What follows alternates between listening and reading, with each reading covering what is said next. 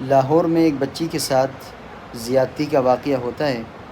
وہ بچی صرف اپنے والدین کی نہیں، وہ پورے پاکستان کی بچی ہے، وہ پورے پاکستان کی بیٹی ہے۔ یہ دھبا صرف اور صرف اس کے والدین پر نہیں بلکہ پوری پاکستان کی عوام کے اوپر ہے، ہر مرد کے اوپر ہے، ہر عورت کے اوپر ہے کہ ہمارا اسلامی معاشرہ، اسلامی جمہوریہ پاکستان، اور اس کے اندر اتنا سخت، اتنا بڑا جرم ہوتا ہے، کس طرح سے اس ظلم کے اوپر، اس بچی کی آہوں کے اوپر اللہ کا عرش ہلا ہوگا۔